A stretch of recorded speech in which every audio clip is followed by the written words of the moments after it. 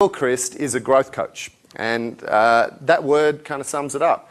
Whether it was helping me grow as a man, and whether it was helping me improve the quality of my influencing, my selling or my communication, it's my absolute privilege and honour to welcome to stage our final speaker, Peter Gilchrist.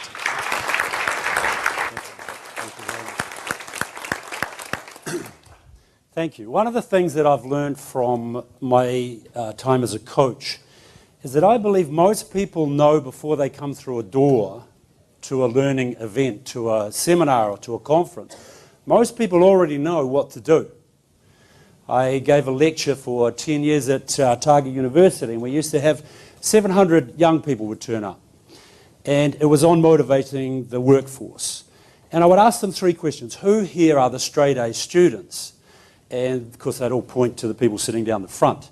And then you'd say, so who here would love to be a straight A student? And they'd all guffaw and hit the person next to them and put their hands up.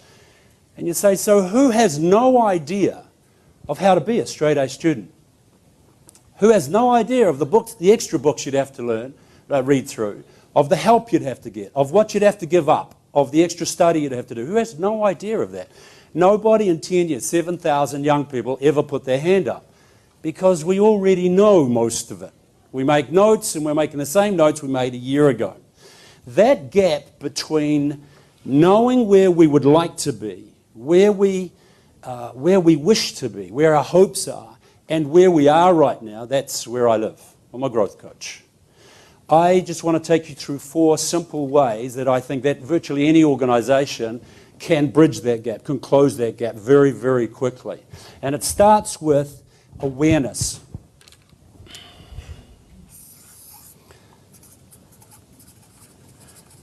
I live on 85 acres in the Sunshine Coast, beautiful Sunshine Coast, 85 acres of rainforest. Driving out of there the other day, and I'm going past a little school. It's a little country school.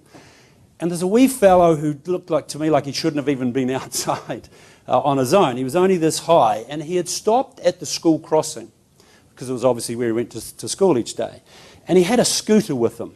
And he was only this high, and something had happened. He had gone to the crossing, and he'd stopped there, and he'd put his head on over his scooter, and then he'd gone, lights out, no one home. And I think maybe it was the weight of the crossing, but he just blobbed. Now, what he didn't realise is that everybody was stopping, because it's not cool to hit kids on a crossing.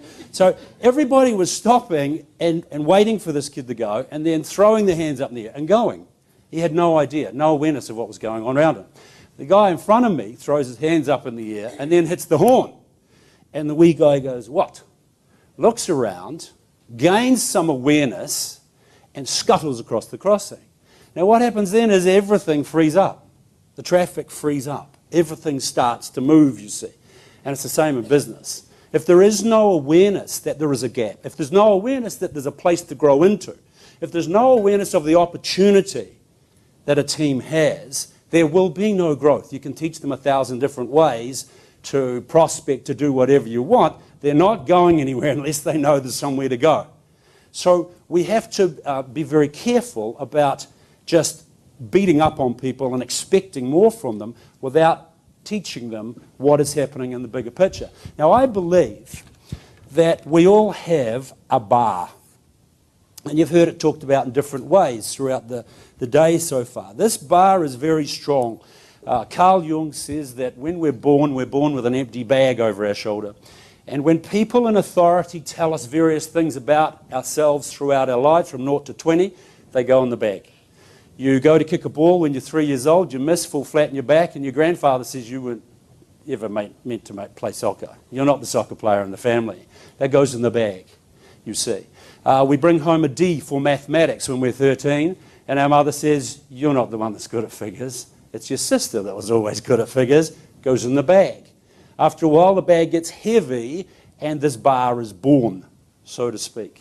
And the bar is very, very powerful. I know from my work as a hypnotist, this bar is all about suggestion. We are self-hypnosed around this bar. So what happens is we spend a lot of our time going up to the bar, nudging up to the bar, and then back again. Nudging up to the bar and back again. give you an example. If you've got an overdraft of $5,000, for a lot of us, we end up going downwards to 4.9. Then a partner or someone says, hey, we're running out of money. Best we get something in the bank. So we spend all our time, all our effort, all our energy into getting back to zero, mediocrity. And then we drift on down again, you see. Talking to one side of the audience, perhaps a little more than the other. In terms of relationships, it's no different. Everything goes in these waves. We stay out a bit later. We inadvertently come home just a fraction tiddly at 2 o'clock in the morning. We go away for the fishing trip until somebody actually says, excuse me, we're trying to have a relationship here. You're working too hard. You're never here. How's this supposed to work? And we say, I'll fix it. I'll fix it. And we say, excuse me, I'm on a short leash, so not this weekend. I won't be coming. Just give me a while to get this sweet and I'll be back. So we put all this energy into getting it right until where? Until we get to the point where it's fine again. It's sweet. Good to go this weekend, right? Now, it's very seldom that we actually look at this and say, what is the pleasure we can get out of this? What is the best we can do with this? What is the best we can do with this money situation? What's the best we can do with this relationship? Just how good can it be? And Plato, 500-600 years ago, wrote that the human spirit is almost happier going away from the pain that sits at the bottom here than it is going towards pleasure. And I don't accept that. I don't accept that. I want people heading towards what they can, the best they can do, not just away from pain, you see. It doesn't work for me. So awareness is a big part of this. We need it before there can be any movement. The next thing we look at, the next part of this model, if you like, is to look at what is the growth activity. The growth activity in your business. And I find that most people only have 1, 2, 3 of these. And they're not hard to find. It's normally the thing you just never get time to do. You just never get around to it because your day is full of stuff. Full of the little things that you have to do. I want to use 3 examples, if you don't mind. Just ones that I know a little bit about. Real estate sales, mortgage broking, and then let's use a headmaster at the end of it because I've spoken to headmasters. And in each of these categories, there's different things that are their growth activities. Let's take a real estate person. What happens, you see, is we do growth activity for a while, and then we get busy with the stuff to handle the growth that's happened. And so then we get to take a real estate person. They sell 5 houses last month. They spend this month doing all the stuff, the little things around looking after those 5 sales. So there's no growth this month. Further down the track, there's going to be a problem. And this is when you get this wave going on. Mortgage broker does 20 loans last month and spends this month doing the paperwork to the banks. It's not growth productive. Headmaster, always got a thing, it's a wonderful saying, I had a lot of fires to put out last month. Don't we all have, I mean, what is it about these fires? It's not real. If you've got a lot of fires to put out, you're in the wrong building or something's going on that's wrong. It's not how we should look at this. So we get tied up with the stuff that keeps us away from this growth activity. So the next part of this is we isolate that in your business. What is that for you? And in most cases, it's picking up the phone. Real estate agents, it's picking up the damn phone. Mortgage brokers, it's picking up the phone and talking to real estate agents. It's going to open days. It's dropping off leaflets and letterboxes of properties for sale. This is how you grow that business. For the school, for the headmaster, you know, one of the questions you can ask about this whole what is your growth activity is what did you come for?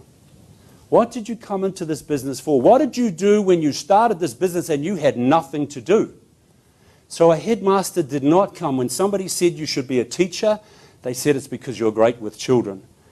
And you in your mind said, I think I would love to foster children's growth. I'd love to be in charge of children's self-esteem.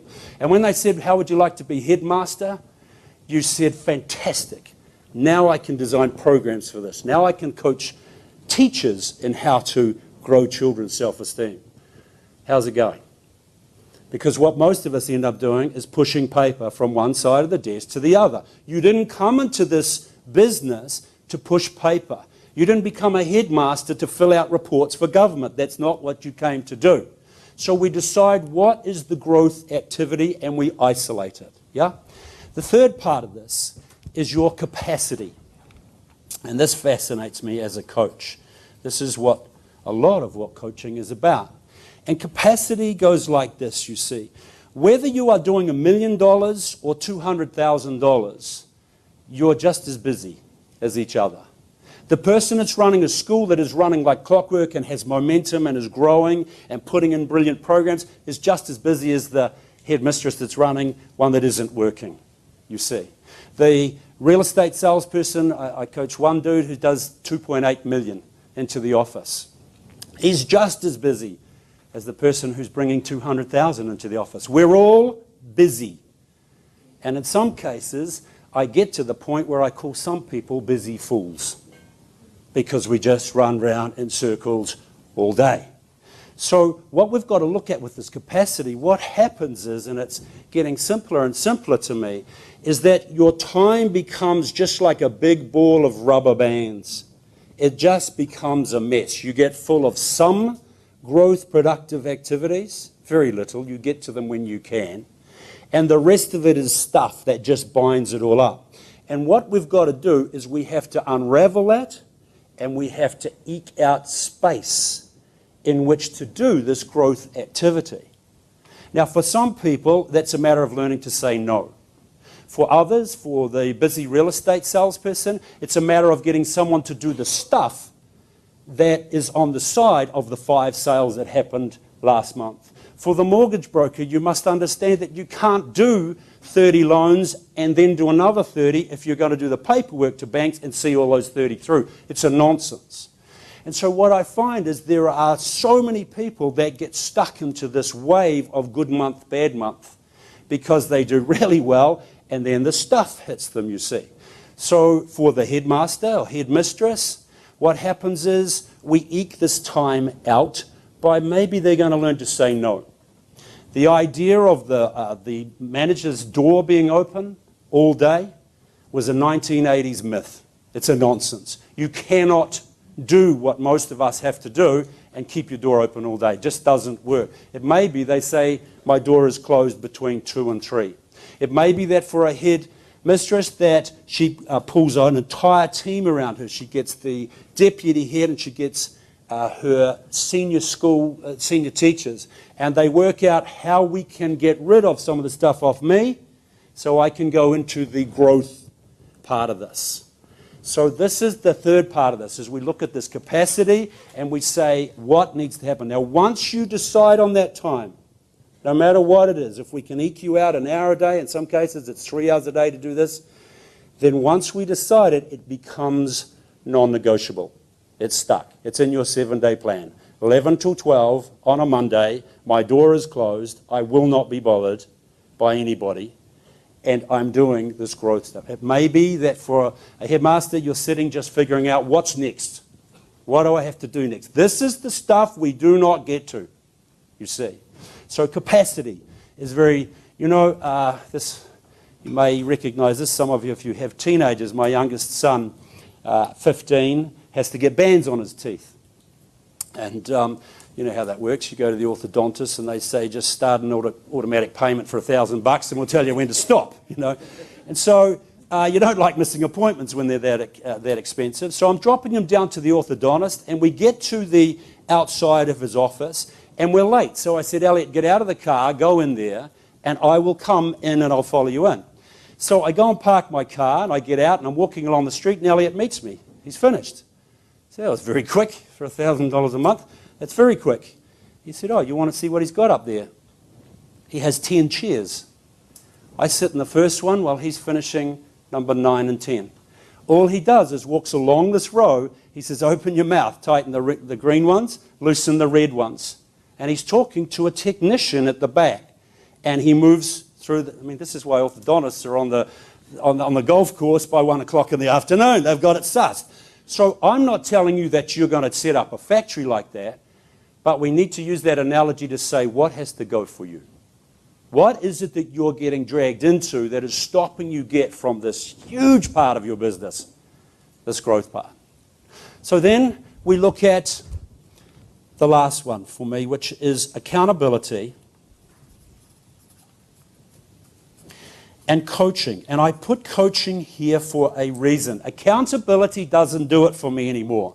You can flog people as much as you like. If the awareness doesn't move, if they don't even know what the growth activity is, if they don't have the time to do it, and I believe that's in like 80, 90% of cases, no one has the time to get this important business part done.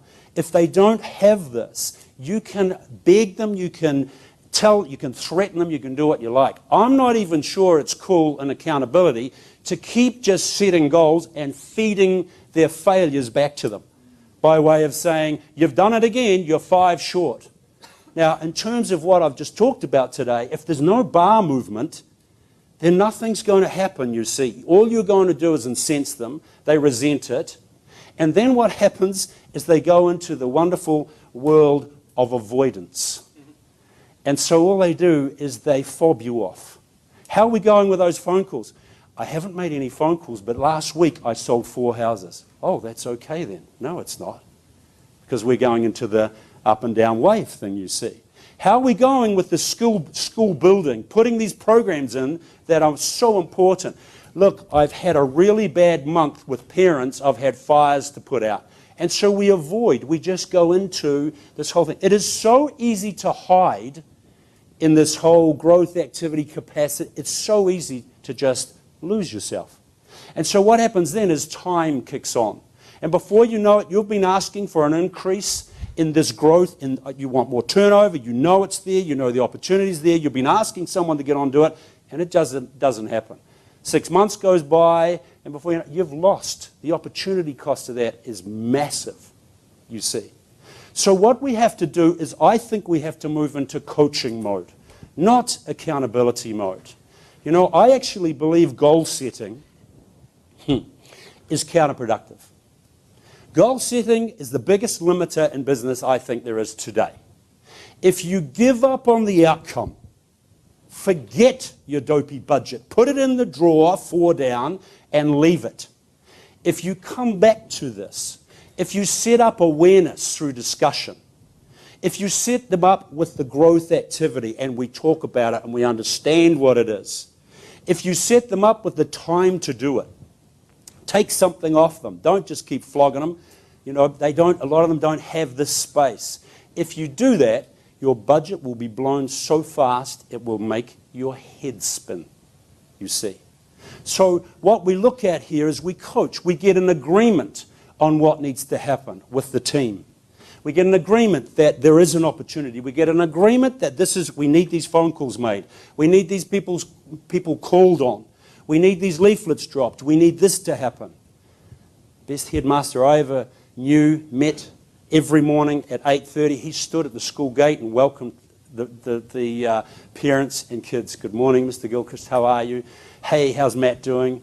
That was what he did. He had time to do that. So we have an agreement on what is this growth activity. We get an agreement on who's going to do it and how it's going to be done. And then we let them go. Now then you come back either daily, weekly, or monthly. But you don't come back, forget the results so much. Come back to this model. How is it going? And then if we allow these people some latitude on this, they start to trust that you don't just want the outcome. So they start to trust to the point where they'll say, look, I'm doing this growth activity, but it's not working. Can we discuss what needs to happen here? And what you'll get is someone who says, I think I need new scripts. You'll get a headmistress who'll say, I'm not sure of what I should be doing in this space. See, otherwise they just hide. So you get a mortgage broker that says, I'm dropping it, they're not working. Let's look at the leaflets. Let's see what we have to do to get more effectiveness with this activity. So when we do this, magic happens. You will blow your budget 10 times over. Now, there is another part to this, and that is 2 more parts to this. One is, if you get this going as a team, magic happens.